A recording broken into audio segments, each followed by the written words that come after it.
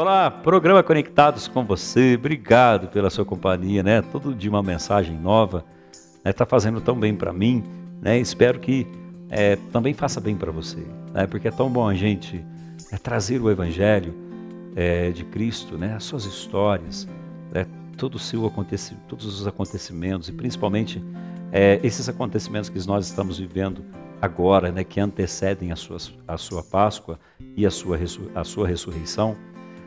Vivendo a sua paixão, né? Quer dizer, a história dolorosa da sua vida, a trajetória tão difícil, que praticamente combina com a nossa história, né? Quem não tem na vida uma história difícil, história de sofrimento, história de perseguição, histórias de dificuldades. E aí a gente vamos combinar, sabemos como nós devemos ultrapassar esses momentos com fé. Assim como Jesus viveu, né? Assim como ele viveu.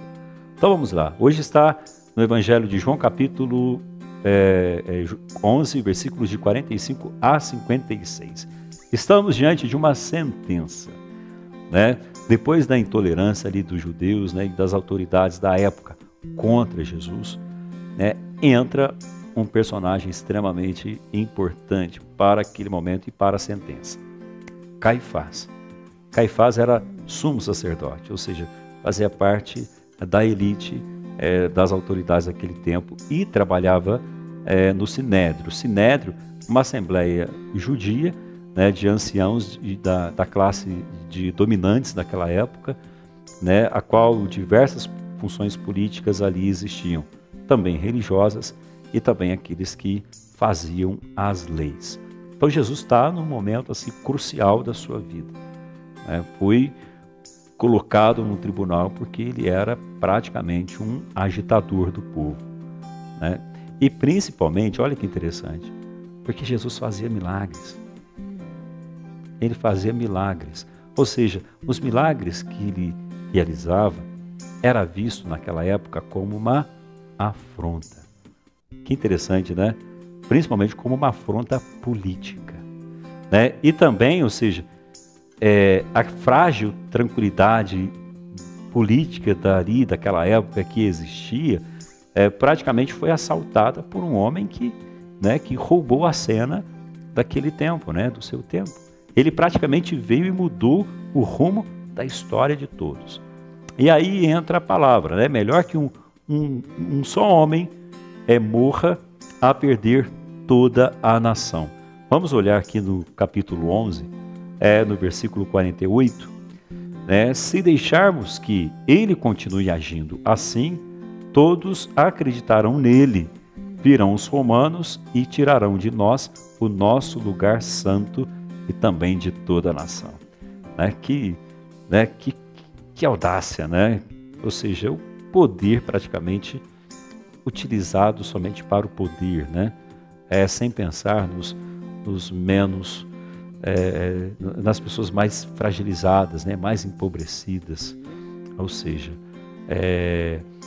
mas o que eles não esperavam naquela época é que Caifás dissesse. Olha que interessante a fala de Caifás. Né? Jesus morrerá, mas sua morte dará vida nova a todos os povos, culturas e nações. Sua morte será a salvação de todos. Ou seja, a decisão do Sinédrio, tudo aquilo que eles estavam combinando, né, todo aquele conluio, revelava exatamente o grande desígnio de Deus para o seu filho. Jesus morrerá, ou seja, a sentença já estava formulada, e a sua morte dará vida a todos os povos, ou seja, eles achavam que praticamente tudo se encerraria ali, que Jesus terminaria a sua missão. Mas não foi o que aconteceu, para a surpresa deles, e também, eu acredito, para a ciência deles, né? Ou seja, eles sabiam, né, que estavam diante de um homem que era diferente de todos. Jesus tinha na sua essência essa força, né, de mobilizar as pessoas, né, através da força transformadora do amor, né? E hoje, né, o que nós podemos nos perguntar diante desse evangelho? Ou seja, o que esse evangelho traz diante de toda afronta, né, a gente pode se perguntar como que nós podemos abrir os caminhos, nós, homens e mulheres desse tempo, para que possamos nos encontrar com Deus, né, com Jesus. Ou o que hoje Deus é presente conosco, o que Ele enxerga da nossa sociedade, uma sociedade totalmente vazia, né, se construindo à custa do poder da ganância de poucos e vendo muitas pessoas sendo afastadas, principalmente da necessidade básica de viver, né? O que Jesus perceberia, né, na nossa relação, tanto com Ele para com os outros, né? Porque a gente sabe, Deus não poderia vir ao mundo hoje se Ele não percebesse, né, uma humanidade, abraçada pelo projeto e pela construção da paz.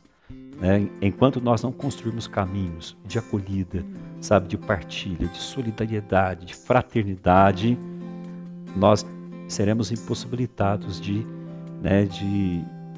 viver toda essa beleza do Evangelho no mundo de hoje, porque ainda os corações estão carregados de vingança, de ódio, de poder, de ganância e tudo aquilo que destrói a humanidade, né? Ou seja, e principalmente o individualismo, né, que vem roubando a cena de todo o mundo que nós vivemos, né?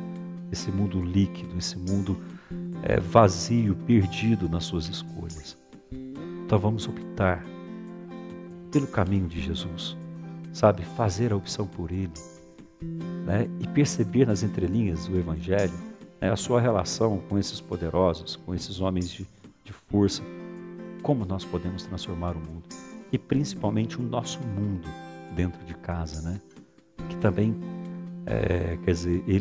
esse mundo externo, né, o mundo de fora, ele praticamente reproduz o mundo que nós vivemos hoje, dentro de casa.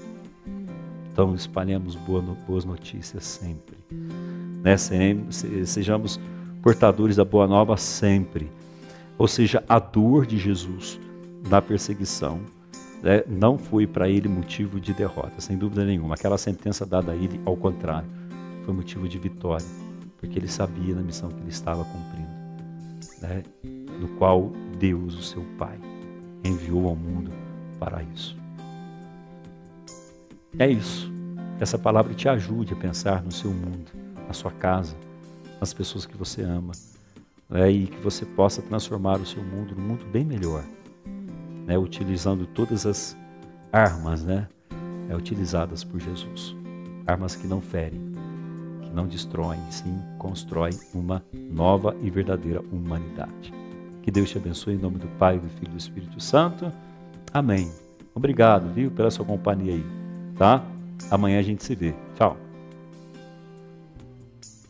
O barulho, o movimento, o medo, a angústia, o silêncio, a brisa suave, a vida ao tempo, tudo para.